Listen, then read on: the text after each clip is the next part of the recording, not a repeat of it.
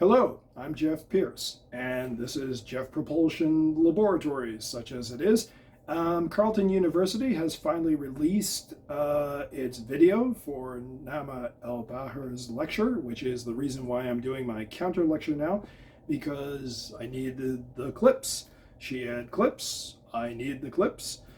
So in the Carleton video, they refer to her as Nima. Well, we're not that chummy. Still, I will refer to her as Ms. Nima because, as you've probably just heard, I pretty much mangled her second name.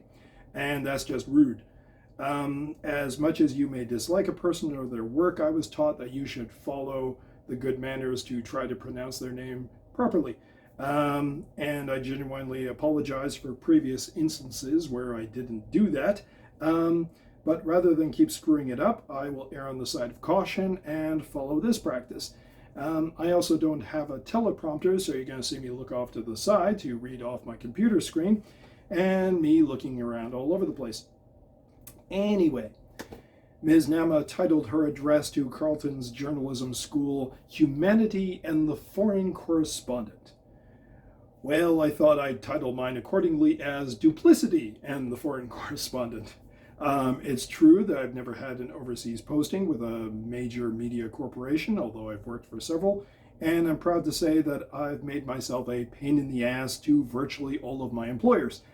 And given their ethics, I don't regret anything except the loss of income. Nothing else.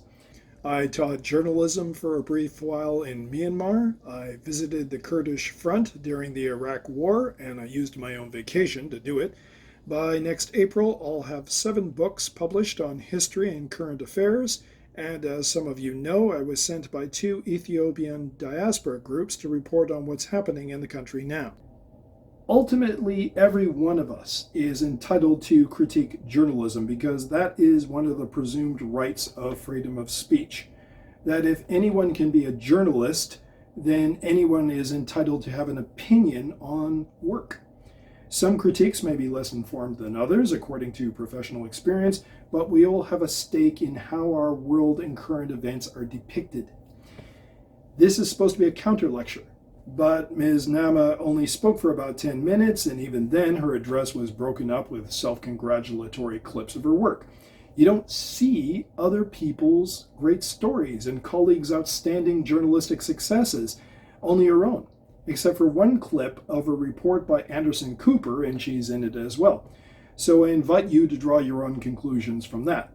The rest of the hour was a question and answer format. There was a lot of talk about feelings after you've got the facts right, but precious damn little about the craft of getting those facts, because it was supposed to be about humanity and the foreign correspondent. It was just assumed that you do your job properly. But as Ethiopians have seen, and as I've pointed out in articles and a report that I did for Belagero TV, she does not get her facts right.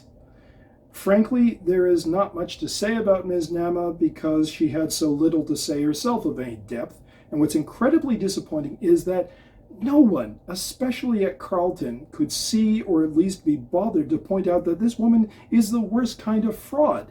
The kind of charlatan who believes her own sales pitch. It should be obvious to everyone as it's clearly on display. I'll give you an example. You won't see it on YouTube in the final report, but during her lecture, she showed her confrontation with a pedophile priest. For her lecture, she also showed this moment where the producer put the camera on her outside. Take a look.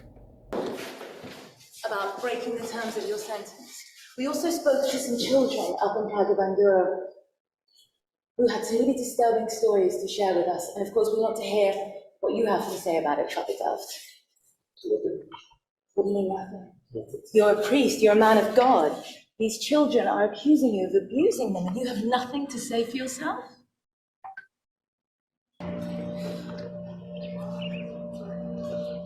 He had nothing to say for himself. He was utterly blank. He didn't care. He did not care. He didn't remember. You could see it in his eyes that he didn't remember that little boy's name. The things that that little boy told us the bravery that that little boy showed in speaking to us, and that man in there didn't remember him.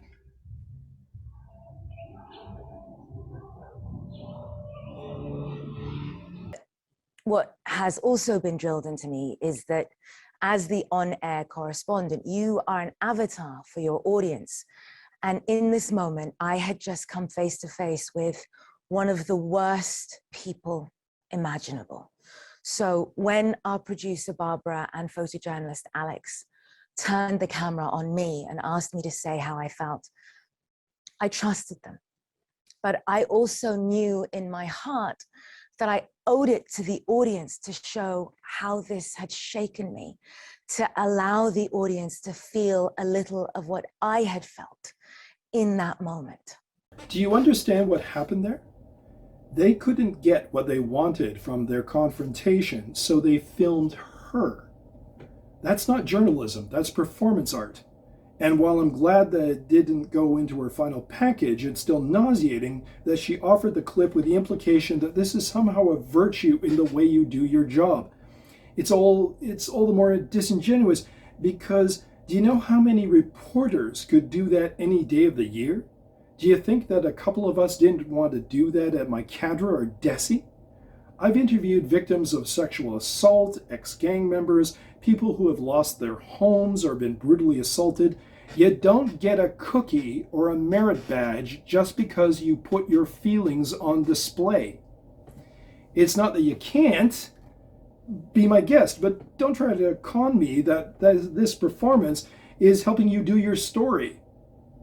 I don't begrudge Ms. Nama running around Africa to report on the horrors and injustices in Africa. No one watching and listening to me should be so naive as to think they don't exist and need coverage, or that the continent of Africa is a paradise. What I object to, what I find revolting, is her sensationalistic treatment of her material. There's no need for that. And yet we see it again and again, and why? Because she and her producers at CNN don't think the facts are enough to stand on their own. They want drama. And it perpetuates the stereotypes that Africa is always in chaos, always on the point of destruction. When we interviewed massacre survivors in Makadra, we had one woman who was visibly upset on camera. ትንሽ ልጅ 11 ዓመት ልጅ አለ ልጅ ሊመቱብኝ ሲሉ አረባካችሁ የነፍስኝ እንግደሉኝና ልጅ እንግደሉት ልጅ ሳኒ ሳገሉ ልጅ እንዳገሉብኝ አልኳቸው። በዛን ሰዓት እንደዛ ስላቸው ባለቤት ወረደ ከላይ ስለነበረ ልጅ ሞተብኝ ብሎ ወረደ። ልጅማ አልመቱትም እኔ ወድቄበት ነበረ። ከዛ ለኔ ነው እዚህ ላይ መቱኝ። ከዛ ልጅ እና እኔ ወጣና ባለቤት ሞተ። And we needed her answer more than we needed the emotion. So the emotion is in the clip. She couldn't help it. Ms. Nama talks about her and her crew filming mothers' reactions to a Boko Haram video, which included footage of their daughters, and then she pats herself on the back over stopping it. They say they just want someone to bring their daughters home. And again, what you don't see there is what happened next. When that mother loses control and drops kicking and weeping to the floor. And that's because we stopped filming. We had their permission. We'd made very clear that if they felt uncomfortable being filmed, then we would not air the interview. We'd done everything right. But in that moment, it still felt like a transgression. We filmed what was necessary and no more. Well, the fact that they went out of their way to provoke that response tells you something. And again, this is not journalism, it's spectacle. I'm sure Carleton received many complaints about her speaking opportunity, and Alan Thompson had this to say. Let me tell you, Carleton has heard from many supporters of the current Ethiopian government who take issue with Nama's reporting on their country. Of course, everyone is entitled to their opinion. So let me tell you mine. I think Nama's coverage of human rights abuses in Ethiopia meets and exceeds every journalistic standard that we teach here at Carleton. Well, heaven help us, because if this is what you want for the next generation of reporters, please keep them the hell away from Africa and out of developing nations in Asia. Your bar sure as hell isn't the one that I set for my students in Myanmar. It sure as hell isn't the one used by Ethiopian reporters that I've worked with. During the Q&A, Ms. Nama claimed reporting is not activism, but holding power to account. That's a fine bromide. And then she said this. It was so much easier for the world to believe the Ethiopian government's version of events, that this is a law and order operation. There's nothing to see here. And oh, look, we seem to have dropped all communications and obstructed and blacked out the ability of victims and obstructed their ability to seek safe haven in Sudan and bring their stories with them. Is she kidding? For more than a year, we have seen a coordinated, targeted campaign to restrict Ethiopian voices and only convey the TPLF side of the narrative. Only go to the administration, the civilian administration. If you want to have detained a CNN team, then that's what's happened now, because we're not going to the camp willingly. They have now said that we are allowed to go and meet the general in a civilian location, but it is still against our will, but we're going. But that footage you saw there, with my face prominent in it, was played on Ethiopian state television, kicking off a months-long Ethiopian government-backed campaign and aimed at smearing and discrediting me and our work. A combination of bots, lobbyists, and angered nationalists. Well, I don't work for the Ethiopian government. I'm not a bot, I'm not a lobbyist. But I've noticed that Ms. Nama doesn't mind retweeting and interacting online with the TPLF's own lobby firm, Von Batten Montague York. She ran a victory lap when the US Congress paid attention and acted on her report. What the hell was that? You know, she and I have something in common. We both claim we've been smeared, but here's the difference. While all my critics claim that I'm some kind of tout for the Ethiopian government, they can't point to a single time where I've openly written an opinion or publicly commented on the current government or its policies. Because I can't. How could I? I barely get by with Eshi when I'm there. But here is an award-winning journalist who thinks it's appropriate to celebrate when the US government takes punitive action against a developing country. We've both picked sides, but at least I'm more honest about it, and there's some shit I won't do. She has no problem with going over that line. So where the hell are her ethics? Ms. Nama claimed that she was being singled out over her Ethiopia reportage, in part because she was a woman. When governments are weaponizing and manipulating the platform in the way that they are, we have to accept that this is now the new front line, and that part of our job is to destigmatize that, to address that, and to face that head on, because it also becomes part of this toxic morass of misogyny. You know, what I find really interesting is that I work with both women and men. But in addition to me, who I understand why I am a target, I am both the face of the coverage, but I'm also, an African woman myself. You know, I'm a Sudanese woman myself. And so with, for example, the Ethiopians, the argument that the Ethiopian government has been putting forward is that this is an imperialist conspiracy against them. Interestingly, very similar to the kind of the Russian propaganda around Syria, that Bashar al-Assad was being targeted. It's a very palatable line of attack. But when you have a Sudanese woman being the person who leads that coverage, it becomes a very difficult line of attack to sustain. I will concede that there is certainly still a lot of misogyny out there, especially in journalism. But please tell me, how does that work when you were the moderator of that conference on Tigray held at Yale and a leading female academic, Professor Ann Fitzgerald, was disinvited from the event? Ma'am, I personally don't give a damn that you're a woman, as I'm happy to criticize the bad faith reporting of Declan Walsh, Robbie Corey Boulay, Will Brown, Tom Gardner, Will Ross, Samuel Getachew, and others. I'm on record as telling those who accuse you of being biased because of your Sudanese heritage to knock it off. I say you're a liar and a bad reporter because the evidence suggests so. I say that you telling your audience an Ethiopian soldier is running away from your camera is misleading at best and practically libelous at worst. I say that you suggesting people let off down to a river and then shot, but somehow their bodies are chemically treated beforehand at the same time is ridiculous. And I watched you slander an entire Ethiopian ethnicity during your Zoom session for Carleton. And fundamentally, all conflict is a conflict over resources. You know, it's an existential fight for resources. So I think with climate change, all it does is it forces you to look beyond the immediate vicinity to the causes of this conflict.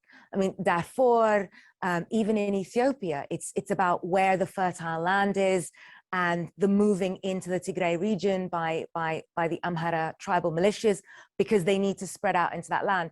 And that land is diminishing because of climate change. If you had even the most basic understanding of the history of the nation for the past 30 years, let alone the fuller history of Ethiopia, you wouldn't dare libel these people like that.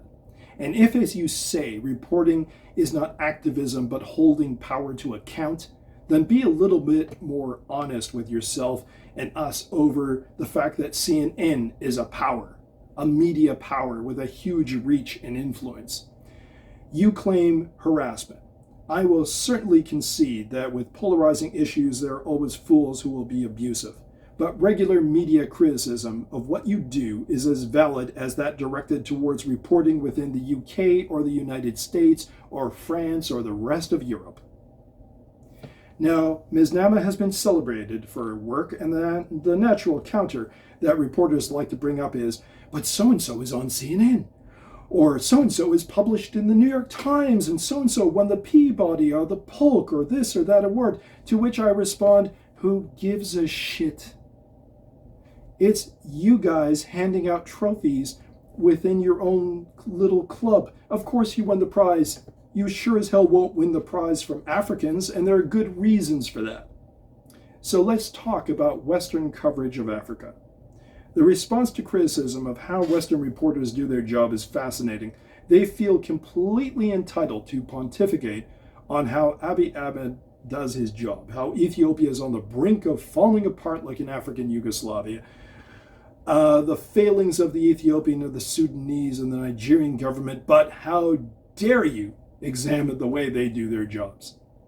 The very first communication I ever had with Tom Gardner, who writes for The Guardian and The Economist, was him sending me a condescending direct message on Twitter suggesting it was irresponsible for me to knock reporters because Ethiopia was so volatile. See the twisted logic there? What does he think, that we're still in the 1930s, you're safe because the newspapers only make it to the newsstand in London? They can read your stuff online, you idiot. This isn't firing up the natives. Ethiopians are quite capable of reaching the same conclusions. And his boss, Jonathan Rosenthal, Africa editor at The Economist, pushed the same line, suggesting recently that Bronwyn Bruton's comments on Twitter put correspondents in danger. Incredible. He's completely oblivious to the fact that what he wrote is so clearly racist. We criticize media all the time in the West, but somehow the big bad scary Africans might go off and attack foreign reporters over what we write back here. He also wrote that international journalists are trying incredibly hard to get the facts right, a job made more difficult by the government denying visas and accreditation. And I just lost it, because again, the sense of entitlement with this man. Africa doesn't owe you anything, especially since your business model is to interpret Africa for those back in Britain and the US. Just a quick addendum, Tom Gardner asked me to keep our exchange a private communication, and I said yes, and stuck to that for a long time. And then he went on to publicly cheerlead William Davison's pathetic effort to paint us all as conspiracy theorists, and then join TPLF trolls in sneering over how my digital recorder was stolen. So screw you, Tom. Consider the deal off. Why? Because you want professional courtesy, but you don't give it to others. You're an intellectual coward, and folks should know it. This is a guy who is part of the problem. Declan Walsh calling child soldiers highly motivated young recruits is part of the problem. Robbie Corey Boulay lying about how the war started in his stories for AFP is part of the problem. I've said it before and I'll keep saying it. To report in a foreign country is not a right, it's a privilege. You get a special visa to work in that country, which means you must abide by its laws, not the ones you feel like obeying. The US and the UK and Canada will not hesitate to kick out a spy from, say, Russia or China using the cover of a journalist if it decides they're guilty of espionage. And there's no trial, there's no appeal, you just go. Well, Ethiopia is entitled to protect itself in the same manner against those who harm the nation.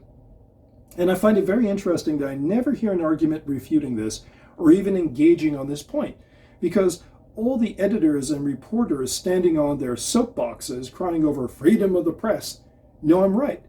When it comes down to it, what it comes down to is you expect Africa to treat you as special. But its countries are entitled to the same sovereign rights as Britain and the US and France and Norway. The world watched as a news conference was held in Washington where 9 idiots who could barely articulate their views threatened to overthrow a democratically elected government in Ethiopia. And this was business as usual for the Fourth Estate in the West. Can you imagine if a similar news conference was held for ISIS in Lagos or in Nairobi? Imagine the condemnations. But no, it was permissible in Washington, D.C. But hey, we know the West prefers to have their little planning sessions in secret. Even if Abiy sticks to his guns, which unfortunately seems to be doing, is there hope that some people around him, either in government or in the military, realize that this is going nowhere and might force him to accept cessation of hostilities or force him to step down? Now, I'm not going to run through an entire catalog of how a bunch of white Western reporters, mostly males, are screwing up unconsciously or deliberately the reportage of Africa. That would be pretty bleak and dull, wouldn't it? Instead, let's figure out what's wrong with the system. Systemic flaws baked right into the traditions of journalism. And what the hell are we going to do about them? Well, I have a few humble suggestions, which I'll bring up later. Being a white Western reporter doesn't automatically disqualify you from reporting on Africa. The problems go deeper than that. Deep in the deserts that straddle Ethiopia and Kenya, hundreds of fighters are preparing for a hidden war. These are men and women of the Oromo Liberation Army. As someone pointed out, this reporter met with a terrorist group. Did this occur to her at all? I doubt it. Doesn't matter that she's African, she's still serving the interests of a gigantic media operation run by the British. We care about whether you work for BBC. We care about whether you work for CNN, which is pushing the agenda of the Biden administration. Zechariah Zelalem is a smart young reporter who just baffles many of us sometimes, because anyone with an ounce of integrity should not have their byline next to that of Lucy Casa or be publicly defending her work. A person who uses a donkey slur for Amhara on her Twitter account. And while it's pointless to guess as motivations, I would say that having his byline in the Telegraph or on Al Jazeera or with the Globe and Mail in Canada probably makes a young Ethiopian reporter feel like he's hit the big leagues, he's made it, he's in. Not to mention that, sure, they'll pay far better than the local rag in the motherland. And so these major media brands dictate what they want and you deliver, even if it means you are pushing their narrative of your country and your culture. But let me be clear, I believe in freedom of the press. I've dedicated my life to creative expression and the communication of ideas, whether it be through journalism or history or popular fiction. But the concept of freedom of the press shouldn't only be intended as a blank check for reporters or their freedoms alone. The concept must mature to include the very people being reported on, so that journalism can't be weaponized as a tool for regime change by foreign governments. That is what's happening now in Ethiopia. A new code of conduct is needed. Western journalism covering Africa and the developing world is long overdue for its own equivalent to the defund the police campaign. And I'll keep ranting and commenting about this until we see real systemic change, because if these toxic practices don't stop now, they'll be used again in other parts of Africa, Asia, or the Middle East. So what do? First, the entire system of fixers has to change, not just in Ethiopia, but right across Africa. In fact, right across the developing world, if we're honest. Networks and newspapers send over ignorant, arrogant jackasses who explain Africa for the folks back home. But these folks don't know their way around or have the contacts to know who best to talk to for a story, or often even how to get to someplace. That's the fixer's job. He plays driver, gopher, interpreter, assistant. He might be a qualified journalist, but in many cases he's not. Now give the devil his due. The TPLF sized up the Western news media and said, yep, this is where these idiots are vulnerable. When in speaking to other journalists, I discovered that people came to Ethiopia with a bias already. The narrative that people are going by is, you know, this heroic rebel group is resisting this onslaught from the Ethiopian government, blah, blah, blah. And nobody has done the actual research and knows the actual background of the TPLF or Ethiopia for the past 30 years. The network of fixers was accessed, I think, before people even got to Ethiopia. So it was like a word of mouth. Hey, use Samson. When you get to Tigray, or when you get to Addis, you call Samson. And when you get to Tigray, you know, Samson will pick you up. And Samson is part of a group of fixers who are, you know, more than likely, more or less TPLF intelligentsia. So you have these fixers who basically agree way ahead of time on where they're going to take you, what they want you to see, and what narratives they're going to tell you. How do we fight this? Because it will happen again. This strategy will be used again. The answer is very simple. In some European countries, you need to go through an actual university course, take an exam, get qualifications, get a license to just be a tourist guide. Well, we can have something similar for fixers across Africa. But before you leap up and down and complain about governments stacking the deck with sycophants who will toe their line, no, that's not how it would be. Countries should set up an independent body, a kind of African UNESCO that would set the qualifications and standards for fixers. You'd need to be licensed in Ethiopia to be a fixer, and the government would know who you are, but it wouldn't be regulating you. Instead, if the government or even ordinary Ethiopians have serious complaint about news coverage from CNN, and that wouldn't take long, the government would be entitled to appeal to the independent body minding the fixer. That body would then expect a detailed report from the fixer on just what he or she did for that correspondent, how they managed their job, how much of a role they played in the controversial coverage. Because quite frankly, these Western correspondents aren't accountable right now, and someone has to be. The fixer isn't the fall guy or necessarily to be punished, but if he or she is the guide, taking that reporter inside the culture and leading them around, connecting them with sources, then they share responsibility. Make them responsible. You pull some fool stunt, you get fined, the same way athletes get fined. Or we send police or firefighters home on unpaid suspension because they're too stupid to get their COVID shots. Now, of course, there will always be individuals who will try to game the system or work around it. And for that, an African government would be fully entitled to fine or jail someone playing fixer without proper accreditation. To those who say free speech, I say, hey, I live in a country with national health care, and my doctor visits are free, but I sure as hell don't want my doctor to be an amateur who never took her MCATs. I don't go to an amateur dentist.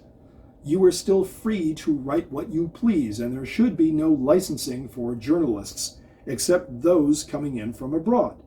But we are talking about the professionals who act as the windows on a nation, and their role is crucial to how that nation will be depicted. It's not their words that will be regulated, it's their professional conduct. Which brings us to those foreign correspondents themselves. For decades, they have run roughshod over countries in Africa, Asia, and the Middle East, and it's often because of their fast and loose, careless and irresponsible first drafts of history that we've been left with lingering wrong impressions of how conflicts actually happened and even a few appalling disasters. What we were told about Rwanda is not all true. What we were told about Darfur is not the whole story. The correspondent can barge into a china shop, make a mess, whip out her smartphone, and then take a video of it for the evening news. Who pays? Not her or him. They go home. These guys fail to understand, let alone remember, that you are a guest in that country.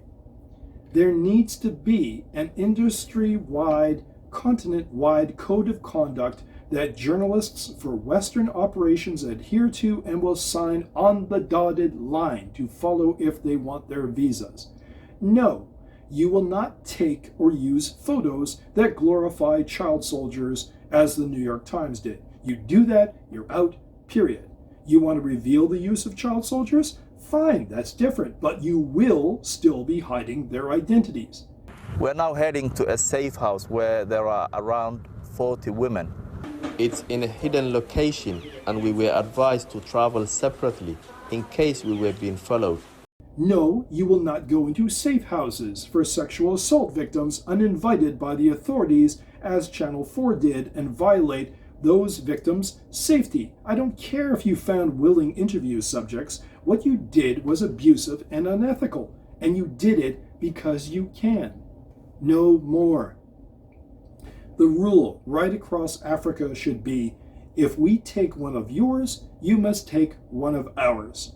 There is a wonderful book by Asfa Wosanasarate called African Exodus, which investigates in detail what practically every African already knows, that European and North Americans have set up the immigration systems to keep Africans out, to make the continent into a virtual prison, so that African professionals can't even get visas to attend conferences in Vancouver or New York or Frankfurt. Even diplomats have run into abuses and rejection by the UK system. It has to stop. And you can start the reforms with a quid pro quo over journalists. You want to cover Ethiopia? Great. You're going to let an Ethiopian journalist into the United States. Not you'll consider it, you will. Or forget about having your reporters there. Want someone in Botswana? Botswana gets one of their own in New York. That's simple. And there's more. What's needed, urgently, top priority, is a Pan-African news network. Yes, I know there's word of an operation that will call itself GTNA, Global Television Network of Africa. I don't know what they have planned, so I'll just talk about what I envision, and hey, I wish them well, and maybe they'll borrow a couple of my suggestions, because I gotta believe this would be a lucrative enterprise. There's a reason Netflix wants to be in Africa, and it's money. Well, Africans want to be informed like anyone else, and if you don't think international news can attract advertising, go ask Turkish Airlines about their commercials on BBC World Service. Imagine the number of ads that China will buy, or companies in the Middle East. It can work. I often watch BBC's Focus on Africa, and what's interesting is that it's a half hour of African news, but because it's a full half hour, they soon run out of the disaster stories or, oh my gosh, everything's going to hell reports that you usually see in the second half of your 6:30 p.m. broadcast in the US or UK. You get reportage on business, you get news about what governments are doing, new innovations. In other words, what you should be getting most of the time in terms of coverage. News about Africa, that's the real deal, not just disaster porn. A diaspora friend told me it wouldn't get taken seriously by the outside world. Well, About 20 years ago, I tried out for a job in London for Al Jazeera. Didn't get it, doesn't matter. But what I do remember is how the Western media turned up their noses at the network back then, treating them like a pariah.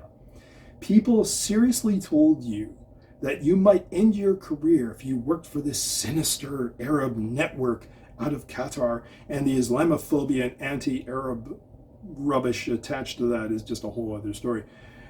Look at them now. They're mainstream. A good portion of our complaints over how the Tigray war is covered is about Al Jazeera's coverage. And they're not accountable to Africans either. Sure, you can point to Zechariah Zelalem, who writes for them, or others, but that's what these operations will do. Oh, we've got Africans reporting on Africa. Uh-huh. And who edits them back in Doha, or London, or in New York? And who owns their media operations? Because if you think that doesn't affect your coverage, you are wildly naive, my friend. Until Africans own their own shop, one that has a T-Rex footprint, just like Al Jazeera, France 24, RT, and the others, their stories won't be fully told. Look at this. Marches for Ethiopia were held around the world on November 21st. I know I was part of the one in Toronto, and I helped the organizers work out a strategy for the one in Washington. We're here to give our condolences.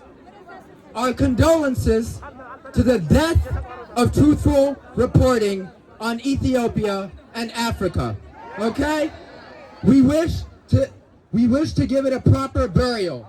CNN, Al Jazeera, the New York Times, and countless other media companies have made it clear they do not mind intentionally spreading misinformed, biased reporting. Now, how much coverage do you think the Western media gave us? I can count on the fingers of one hand the local news stations who gave us attention. Some couldn't even be bothered to get their facts straight. This is why you need a Pan-African network that will keep the rest of them honest, and it can be done. I'll even make it into a boast. If a whale of an investor with millions to spend or a group of venture capital angels suddenly descended on Toronto and said, Jeff, you're batshit crazy, but hey, we believe in this idea here. We could have it up and running in 6 months, 9 months at the outside. I'm not kidding. Infrastructure is the least of your problems. Buying equipment, leasing space for studios and a news bullpen. I've been involved with startups, and we are in the age of green screen. That's not the issue. You face other logistical hurdles, but the main thing is to live by the commandments. Hire talented, ethical people. Then don't screw them over. Then make sure you pay them fairly, generously, on time.